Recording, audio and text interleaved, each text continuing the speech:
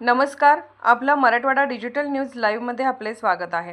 पुरुषोत्तम अधिक मास निमित्त लोहा शहरात भव्य गोमाता चुनरी रॅलीचे आयोजन। अधिक मास निमित्त गोमातेला शिजवलेले धोंडे अन्न खाऊ न घालता पालम येथील गोशाळेत दान केला तब्बल 1000 पेंडी चारा। सदरील कार्यक्रमाचे आयोजन हे सविताताई भोसकर व भोसकर कुटुंबियांनी केले होते। या कार्यक्रमानिमित्त शेकडो महिला उपस्थित राहिल्या होत्या। या उपस्थित सर्व महिलांनी भोसकर कुटुंबियांचे विशेष कौतुक करत आभार व्यक्त केले। आपण जे आज गोमाता चुनरी रॅली कार्यक्रम आयोजित केलेला आहे, त्या कार्यक्रमाचं रूपरेषा काय आहे आणि काय निमित्त काय आहे?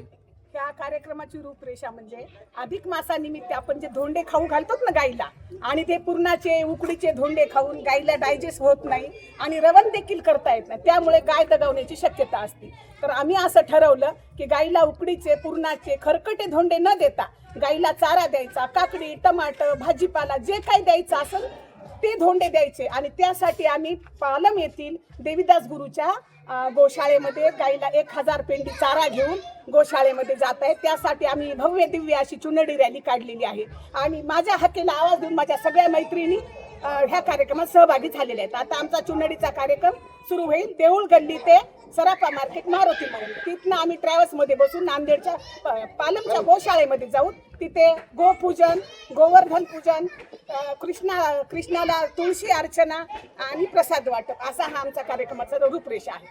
भोसकर कुटुंब नेहमीच वेगवेगळे उपक्रम राबवतंय, त्याच्यामध्ये मग गायचं ढवळ जेवण असेल, गायचा वाढदिवस असेल, गायचं नाव ठेवण्याचं म्हणजे वेगवेगळे कार्यक्रम असतात।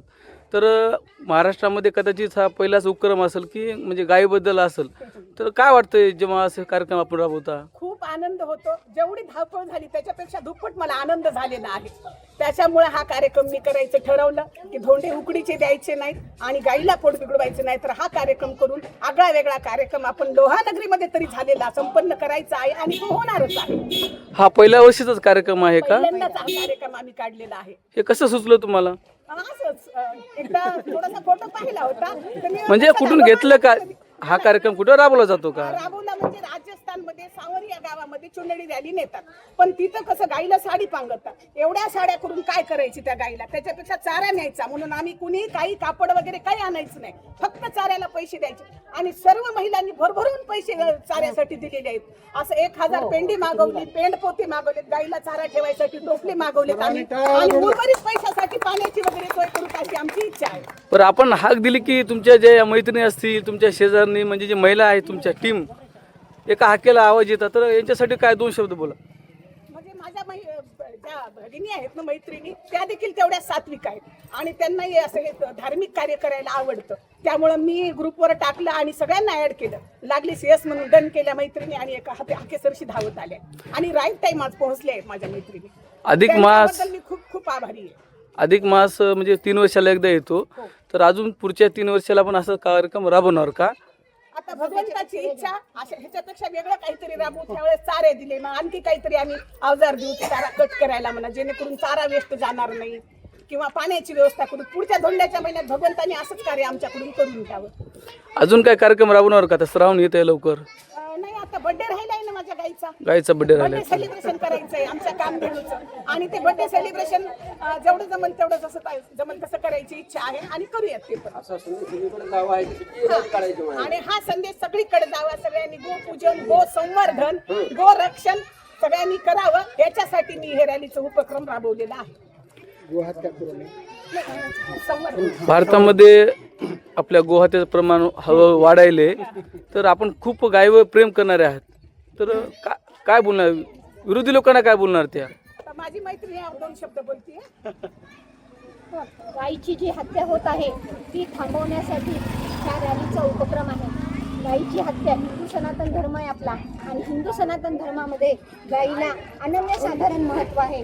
33 कोटी देव ह्या गायीच्या पोटात असतात आणि ह्या गायीला जर आपण मारलं, कत्तलखान्यात पाठवलं, तर हे शतकोटीचं पाप आपल्या मस्तकी लागतं।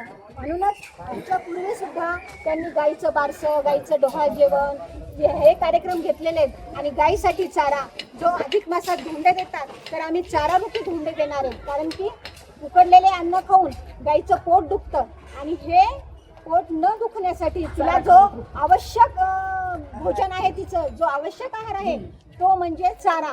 तो हिरवा चारा आम्ही सगळ्या महिला मिळून देत आहोत आणि हे कार्य करण्यासाठी सरिताताई भोसकर यांनी पुढाकार घेतला आणि तो अतिशय उत्कृष्ट आहे. ह्याच्या पुढे असेच चांगले कार्यक्रम आम्ही घेऊ हीच आमची इच्छा आहे. सर्वांनी असं सहकार्य करावं. भोसकर काकू नेहमी बोलतात की मी कोणताही कार्यक्रम राबवायचा असेल तर माझ्या ज्या मैत्रिणी आहेत, आमच्या गल्लीतल्या ज्या महिला आहेत त्या एका आवाजावर येतात. तर तुम्हाला असं काय वाटतं की खरंच म्हणजे एवढे येऊन कोणत्याही कार्यक्रम शोभा वाढवतात? गायीची संवर्धन हे काळाची गरज आहे. भारत हा सनातन हिंदू धर्माचा देश आहे आणि आपल्या ह्या गायीला वाचवण्यासाठी जो उपक्रम सरिताताई करतायत तो अतिशय योग्य आहे, एक नंबरचा आहे. म्हणूनच सगळ्या आम्ही महिला, सगळ्या मैत्रिणी त्यांच्या ह्या उपक्रमाला एका हक्कीसरशी पाठिंबा देतो आणि त्या उपक्रमात सहभागी होतो. अजून कोणते कार्यक्रम राबवणार तर आपण असंच एकत्र येणार का? हो हो, प्रत्येक कार्यक्रमात आम्ही असंच सहभागी होणार आणि असेच मोठमोठे कार्यक्रम करणार आणि लोहानगरीचं नाव सगळ्या जगामध्ये गाजवणार.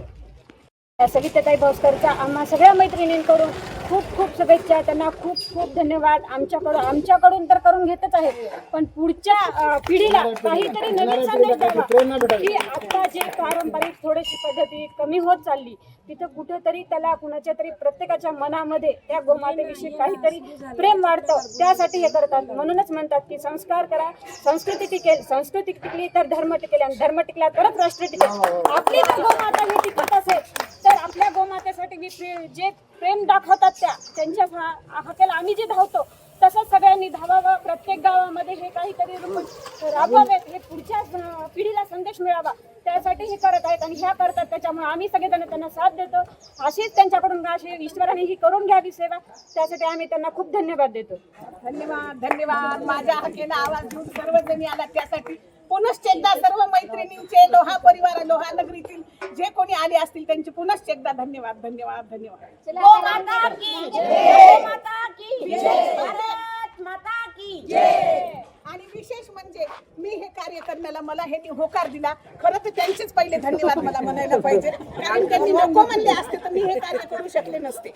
चला माझ्या मेन बॉस साठी एकदा टाळ्या होऊ द्या.